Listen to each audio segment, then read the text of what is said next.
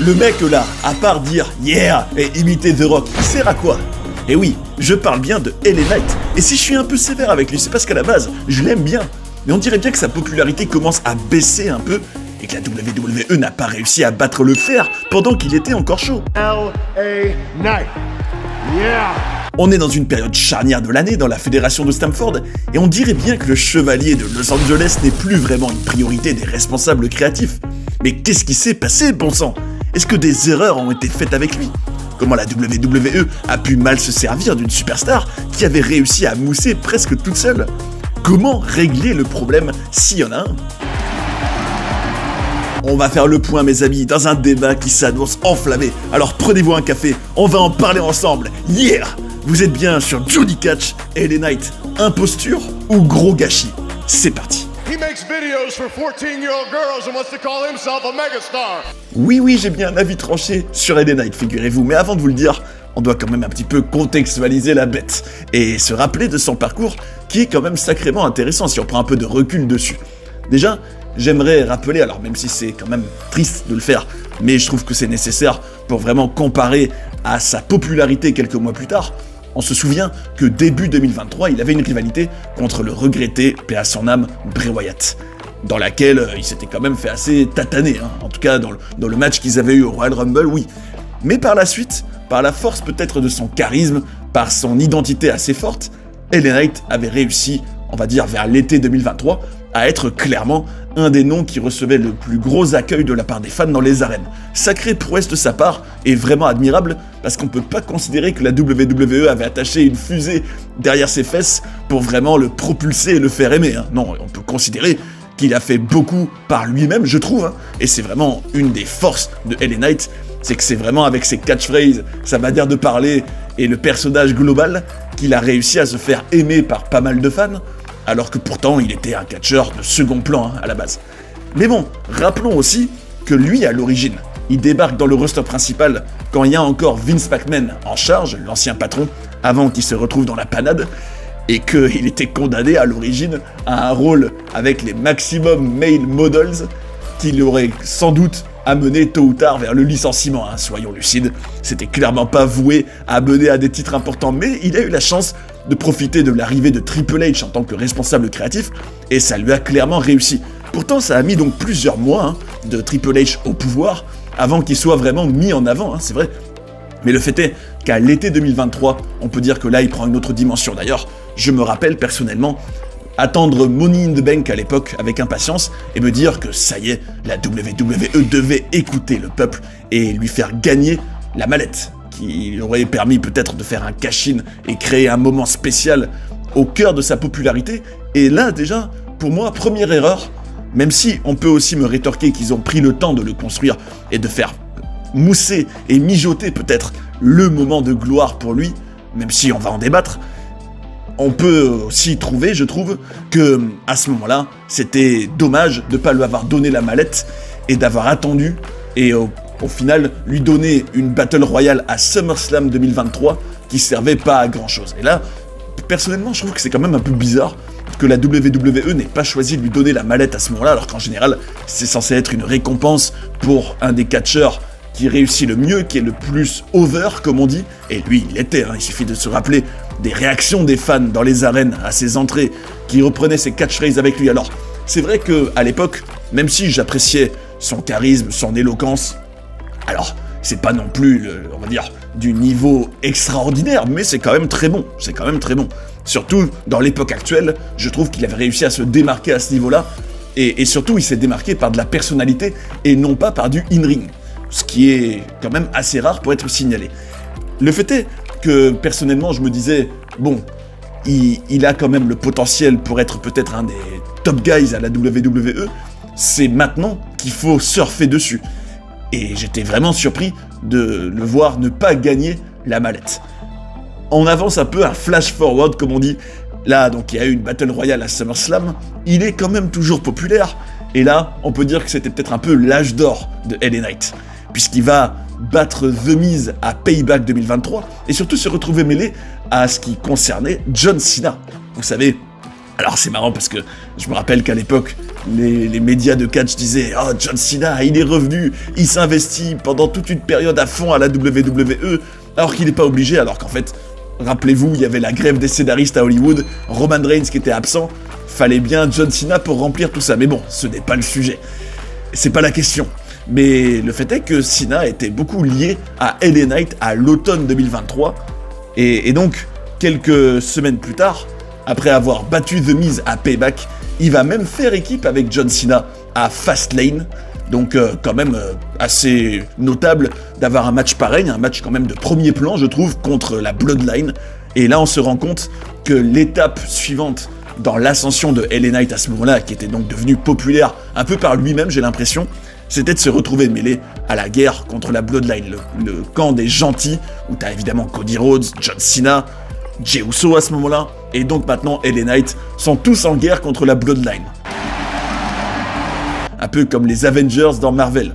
Et donc, il avait quand même fait équipe avec Cena, et tout ça avait abouti à un match, et j'ai l'impression que là, il y a eu vraiment une bascule. C'est peut-être le tournant pour LA Knight, mais le tournant négatif, tenez-vous bien. Crown Jewel, novembre 2023, Roman Reigns défend son titre, parce que Roman Reigns est champion à l'époque évidemment, le règne historique, qui était à quelques mois de se terminer contre Cody Rhodes à WrestleMania 40. Ce soir-là, donc, il le défendait contre LA Knight.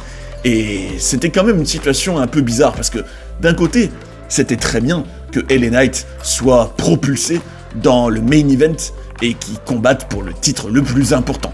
De l'autre, c'est vrai que, bon, même si tout est possible à la WWE, mais c'était hautement improbable que Roman Reigns perde son titre, non pas dans un show du Big Four, comme on dit, un des 4 shows les plus importants de l'année, qu'il le perde à Crown Jewel, et contre LA Knight comme ça en pleine année, c'était très peu probable. Donc, à la base, je me rappelle qu'en voyant ça, je me disais, c'est vrai qu'il n'y avait pas énormément de suspense, et qu'on avait l'impression que le mettre contre Roman Reigns à ce moment-là, c'était une manière de faire plaisir aux fans, et de donner une rivalité de premier plan pendant une certaine période, comme aboutissement de sa popularité, donc à LA Knight, mais que il n'a pas vraiment été un prétendant sérieux au titre qui était promis à Cody Rhodes depuis WrestleMania 39 en réalité, hein, qu'il fallait finir son histoire à tout prix. Donc, j'ai l'impression que LA Knight c'était un peu du remplissage dans le règne de Roman Reigns, qu'ensuite, alors après avoir perdu, et là j'ai aussi quelque chose à dire, je trouve que c'était assez bête hein, le booking à l'époque, qui a profité à personne. Enfin, oui c'est sûr qu'il a évité que LA Knight paraisse faible, en ne perdant pas de manière totalement légitime contre Roman Reigns ce jour-là, puisqu'on se rappelle, il y avait eu un litige autour d'un tombé effectué par LA Knight, Jimmy Uso avait aidé, enfin c'était du booking du lâche, hein, comme j'aime l'appeler. C'est vrai, parce que c'est ce que c'est, hein, en réalité. Quand tu veux pas faire gagner quelqu'un de manière incontestable et que tu veux protéger tout le monde, ben, finalement, tu fais jamais avancer le schmilblick. C'est vrai ou pas? Franchement, dites-moi dans les commentaires si vous trouvez pas que, à force de faire gagner Roman Reigns, par exemple, à l'époque, de manière non clean, et de faire perdre quelqu'un de manière non clean, alors c'est vrai que le challenger n'est pas, on va dire, ridiculisé ou humilié ou quoi que ce soit, mais finalement, personne n'en sort vraiment très grandi, hein, je trouve. Enfin, pour moi, en tout cas, LA Knight, quand tu vois la suite, il en sort pas très grandi de cette feud contre Roman, parce que au Royal Rumble 2024, donc, il est encore dans un match pour le titre, mais cette fois-ci, c'était un Fatal 4-Way, où il y avait aussi Randy Orton et AJ Styles. D'ailleurs, parenthèse, je me rappelle qu'à l'époque, j'étais excédé, moi, personnellement, que ce soit pas Randy Orton contre Roman Reigns en 1 contre 1, qui était un peu le dream match que je voulais avoir. Ça, voilà, fin de la parenthèse. Et donc, j'étais peut-être un petit peu excédé que LA Knight soit intégré à ce match, alors que, bah franchement, Orton contre Roman, c'était bien plus excitant comme ça. Mais bon, le fait est qu'il avait évidemment pas non plus gagné, mais que ça lui avait permis de bifurquer vers sa rivalité pour le showcase des Immortels pour WrestleMania 40, à savoir AJ Styles. Donc une rivalité, est-ce qu'on peut considérer que c'était une rivalité de premier plan? Bah dites-moi dans les commentaires, mais je trouve que plutôt oui, hein, parce que AJ Styles, c'est quand même pas n'importe qui à la WWE, c'est pas n'importe quel catcheur, non, c'est quand même un ancien champion WWE, un vétéran du business, donc une rivalité de premier plan, et surtout, il a gagné à WrestleMania LA Knight, donc on peut quand même considérer qu'il a eu son WrestleMania moment, qu'il a eu sa victoire de premier plan contre un catcheur quand même important, et là je me suis dit, personnellement, je me disais, bon, ils ont quand même un peu raté le coche à l'été 2023 en ne lui faisant pas gagner la mallette, en ne le propulsant pas tout de suite dans le main event. Puis, en lui faisant donc perdre contre Roman Reigns un match. Bon, après c'était évident qu'il allait pas mettre fin au règne de Roman Reigns à ce moment-là.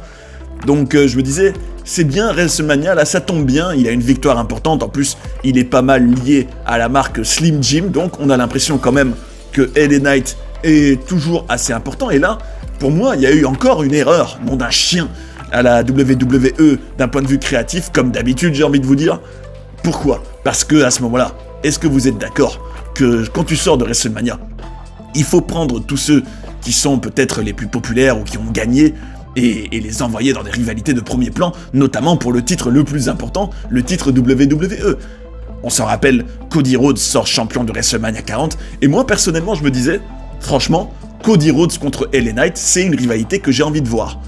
Bon, on pourrait me répondre, Johnny, ça c'est un peu piège, c'est à double tranchant, parce que les deux sont face, il y en a un qui risque de sortir affaibli de la feud, et qui risque d'être moins populaire, et ça risque de l'enterrer. Ouais, mais de l'autre, je trouve que ça crée une situation excitante entre deux des mecs les plus populaires, justement, parmi les fans, et ça aurait été intéressant, je trouve. Et là, à ma grande surprise, c'est pas du tout LA Knight qui est devenu le challenger pour le titre de Cody Rhodes, mais c'est AJ Styles, alors que pourtant Styles avait perdu à WrestleMania. Mais bon, il avait gagné le match pour se qualifier pour devenir le challenger de Cody Rhodes. Bon, vous avez compris la situation. En gros, LA Knight n'affronte pas encore Cody Rhodes et ne l'affrontera pas pendant tout le reste de l'année, en 2024, à ma grande surprise. Je me dis, quand même, c'est le règne de Cody Rhodes, il a besoin de challengers crédibles de premier plan pour, on va dire, nourrir son règne, et même pour mousser un maximum lui aussi.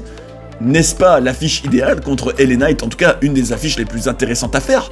Ça, personnellement, j'étais surpris. Moi aussi, un truc que j'aurais aimé, ça aurait été, par exemple, un triple threat. À défaut de faire Cody Rhodes contre LA Knight, pourquoi pas faire Cody Rhodes, LA Knight et AJ Styles, ce qui aurait été aussi très intéressant, et une manière aussi d'éviter peut-être à LA Knight de se prendre le tombé.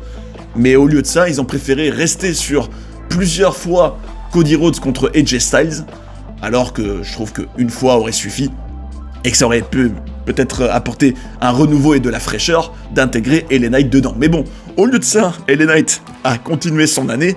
On peut dire que le prochain gros temps fort pour lui, c'est à SummerSlam 2024. Alors oui, là, on peut dire qu'il a quand même enfin eu une récompense de la WWE en devenant champion des États-Unis. Et oui, tenez-vous bien, titre US pour LA Knight contre Logan Paul à SummerSlam. Donc c'est quand même pas rien. Show de premier plan, show très important à la WWE. Et Logan Paul, quand même, la méga star des réseaux sociaux, c'était quand même une victoire notable ce jour-là, qui a permis à LA Knight d'enfin avoir un titre intermédiaire, peut-être un test pour voir s'il était prêt à éventuellement avoir le titre le plus important. Mais d'un côté, je me dis, ce titre-là, il arrive trop tard. Et oui. LA Knight. Yeah. Pourquoi avoir attendu un an avant de lui donner le titre US, alors que ça aurait été bien plus impactant peut-être et bien plus mémorable de lui donner un an avant? Ça par exemple, j'ai pas compris. Je comprends pas pourquoi ils ont fait ça. Pourquoi ils ont voulu créer de la frustration. Alors d'un côté, on pourrait croire qu'une tactique pernicieuse de la WWE aurait été d'avoir la popularité donc de LA Knight, de l'entretenir, mais en même temps de frustrer avec des occasions gâchées pour que, à force, le moment venu, quand il triomphe enfin, qu'on soit tout heureux et que ça ait encore plus d'impact que s'il avait gagné tout de suite. Mais de l'autre, je me dis, LA Knight, c'est pas vraiment, je trouve, un cas de figure. Alors, j'aime bien prendre l'exemple de Jeff Hardy en 2008. Vous savez, Jeff Hardy, une des plus grandes stars à l'époque.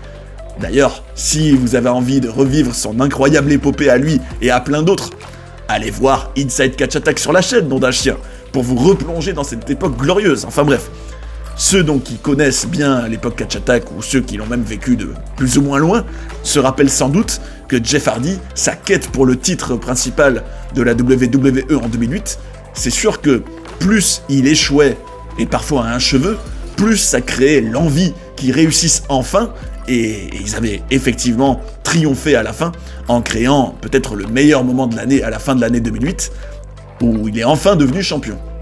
Mais j'ai pas l'impression que LA Knight c'est une situation à la Jeff Hardy, parce que on peut pas vraiment considérer qu'il nous a embarqué dans une quête personnelle de victoire, d'un besoin de victoire, d'une obsession du titre WWE avec un côté attachant, un côté peut-être torturer contre certains démons qu'ils doivent vaincre. Il n'y a pas de tous ces aspects-là qu'il y avait avec Jeff Hardy en 2008 par exemple. C'est beaucoup moins personnel et beaucoup moins profond. Donc je me dis, quand tu as affaire à une superstar qui n'a pas vraiment intérêt à ce qu'on embarque dans sa quête en s'attachant à lui, parce qu'en final, il n'y a pas vraiment une substance très personnelle à creuser, contrairement à Jeff Hardy. Je me dis, dans ce cas-là, il vaut peut-être mieux surfer sur le momentum dès qu'il y en a un, ou dès qu'il y a un élan de popularité, et direct le propulser. En tout cas, attendre peut-être quelques semaines, le temps que ça mousse bien, au lieu d'attendre 1 an avant de lui donner un titre intermédiaire. Pourquoi avoir attendu si longtemps?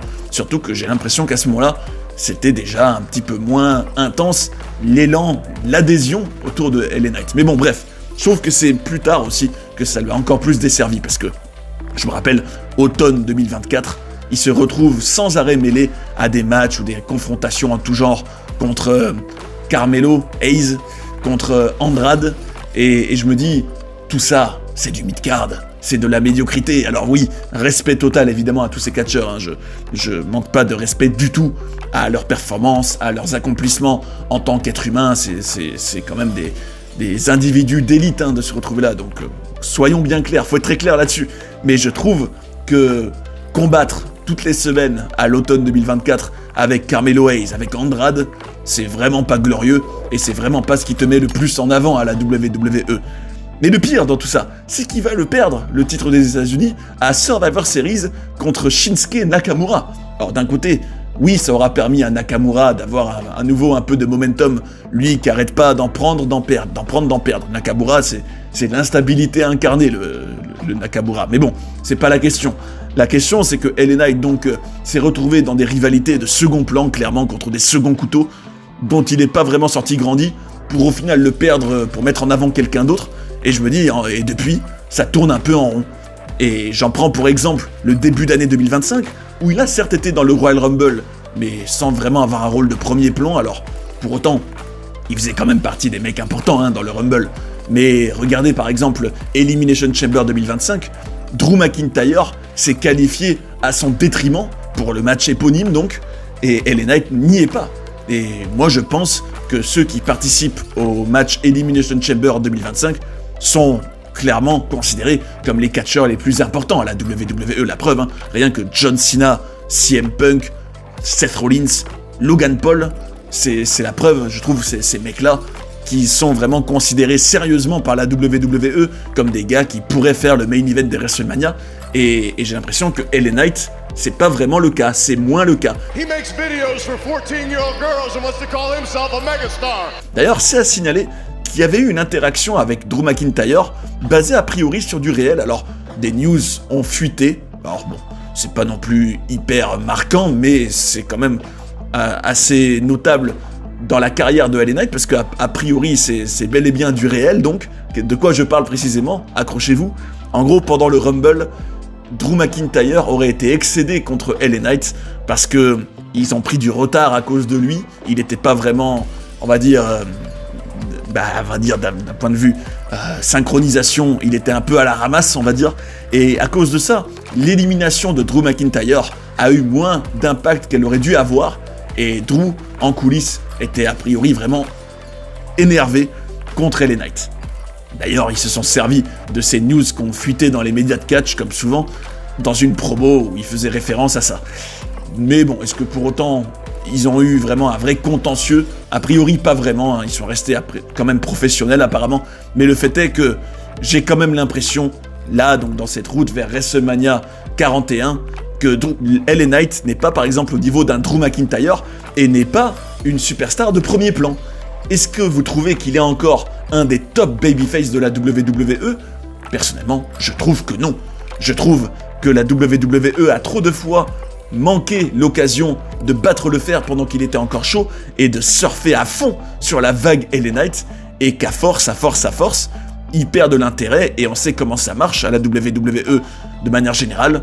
Quand un gars est très over, ou mousse à fond, ou est à la cote, on va dire, mais qu'il concrétise pas, tu augmentes les chances que d'autres mecs arrivent et aient la cote eux aussi, voire plus, parce que eux, ils auront peut-être l'avantage d'être nouveaux, d'être frais, d'avoir un côté rafraîchissant pour les fans, et ils embarqueront peut-être plus avec ces nouveaux gars, au lieu de rester avec le LA Knight qui, lui, aurait dû peut-être concrétiser plus tôt. C'est exactement ce que je me dis par rapport à lui. Je me dis, à force de ne pas lui donner ce qu'il a mérité, je trouve, parce qu'il a les qualités pour au moins avoir un title shot contre un Cody Rhodes. Alors oui, il en a eu un contre Roman Reigns, mais c'était un title shot inutile, je trouve, qui a surtout rempli un passage du règne de Roman Reigns, mais la grosse victoire impactante, je trouve, le gros moment important, il l'a pas eu. Et j'ai bien peur que s'il ne l'a pas bientôt, ça va finir par mener, alors pas un licenciement tout de suite, en tout cas j'espère pour lui, mais du moins que son triomphe, il est pas prêt de l'avoir. Sauf si ils font un truc à la Kofi Kingston en 2019, en le faisant peut-être galérer ou être second plan pendant 10 ans, même si lui, il vieillit, et qu'un jour, il ait un peu un élan où on se dit « ça y est, oh là là, il a passé tellement de temps dans l'ombre, c'est enfin son heure ». Bon, on verra bien de quoi l'avenir de LA Knight est fait, mais mon avis tranché, c'est qu'il y a eu une occasion gâchée plusieurs fois, et que ça risque de lui coûter très cher. En tout cas, dites-moi dans les commentaires ce que vous en pensez. Est-ce que vous trouvez que LA Knight, sa popularité est intacte à vos yeux et dans vos cœurs? Qu'est-ce que vous trouvez qu'il devrait faire avec lui ces prochains temps? Et n'hésitez pas à exprimer tout ce que vous ressentez par rapport à ce LA Knight. Yeah! En tout cas, je vous remercie bien sûr pour vos commentaires, pour vos likes, votre participation à la chaîne, justement ce genre de débat, j'adore ça. Et je pense que, en tant que fan de catch, c'est ce qu'on aime tous faire. Surtout, imaginer tout ce qui est possible avec lui. Ça, c'est toujours très intéressant. Donc, n'hésitez pas à le faire et je vous en remercie. Et j'en profite pour vous donner rendez-vous le 13 mars. Pourquoi? Qu'est-ce qu'il y a le 13 mars, Johnny? Accrochez-vous, le 13 mars, on a parlé d'LA Knight, on a parlé du Rumble 2024, on a parlé d'un match où il y avait Randy Orton. Et oui, Randy Orton, vous vous rappelez qu'à ce moment-là, quand il était revenu, il avait un physique de buffle. Il était peut-être dans la meilleure forme physique de toute sa carrière, Randy Orton. Mais comment il y est arrivé? Quels sont les secrets de la métamorphose physique et même mentale de Randy Orton? Quelle est son hygiène de vie? Quels sont ses secrets pour être à son niveau d'un point de vue psychologique, d'un point de vue physique? Comment devenir un peu Randy Orton d'une certaine manière? Vous aurez toutes les réponses le 13 mars dans la vidéo qui sortira ce jour-là, à laquelle je vous donne rendez-vous, croyez-moi, ça devrait vous intéresser.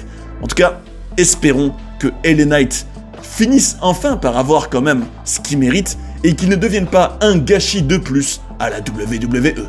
D'ailleurs, si vous avez envie de découvrir des documentaires sur des personnages incroyables ou d'apprendre plein de coulisses et de controverses de la WWE, j'ai tout ce qu'il vous faut ici. J'espère que vous avez passé un bon moment devant cette vidéo et je vous invite à rester sur Johnny Catch pour en voir d'autres. A tout de suite.